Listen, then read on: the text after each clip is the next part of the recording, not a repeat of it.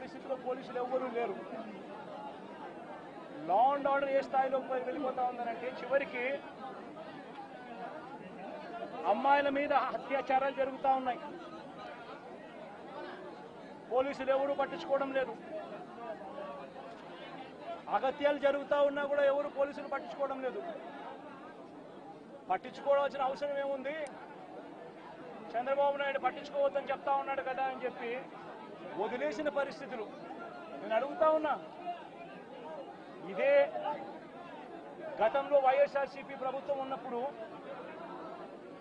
ఏ రోజు కూడా తెలుగుదేశం పార్టీ వాళ్ళని చంపండి, తెలుగుదేశం పార్టీ వాళ్ళని కొట్టండి, తెలుగుదేశం లబ్ధిదారులకు మేలు చేయకుండా వదిలేయండి అని ఏ రోజు ఇన్స్ట్రక్షన్స్ ఇవ్వలేదు.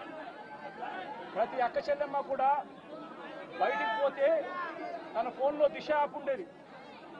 ఆపదలో ఉంటే 5 సార్లు ఫోన్ షేక్ చేసినా లేదా SOS బటన్ నొక్కితే చాలు పోలీసులు వెంటనే వచ్చి అక్క ఏమైంది అని చెప్పి తోడుగా ఉండే పరిస్థితులు గతం. ఈరోజు పరిస్థితులు ఏమిటి? లా అండ్ ఆర్డర్ పూర్తిగా దిగజారిపోయిన పరిస్థితులు కనిపిస్తూ ఉన్నాయి. ఎందుకు ఈ మాదిరిగా జరుగుతూ ఉంది? కారణం చంద్రబాబు నాయుడు అనే వ్యక్తి తప్పుడు మాటలు చెప్పి, తప్పుడు వాగ్దానాలు చేసి, ప్రజలను మోసం చేసి, ప్రజలకు ఆశ కల్పించి తాను ముఖ్యమంత్రి పదవిలోకి ఎక్కాడు.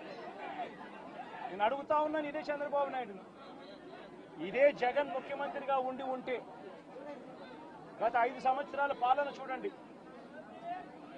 ప్రతి క్వార్టరు ఆ 3 నెలలు అయిపోయిన వెంటనే విద్యా దీవెన మరుసటి క్వార్టర్లో వచ్చేది. ఈరోజు జనవరి, ఫిబ్రవరి, మార్చి క్వార్టర్ విద్యా దీవెన పోయింది. ఏప్రిల్, మే, జూన్, ఇప్పుడు మళ్ళీ జూలైలో ఉన్నాం. 2 క్వార్టర్లు విద్యా దీవెన అనేది బకాయిలు. జగనే ఉండింటే విద్యా దీవెన అన్నది ప్రతి 3 నెలలకు ఒకసారి, 3 నెలలు అయిపోయిన వెంటనే జగన్ ఇచ్చేవాడు.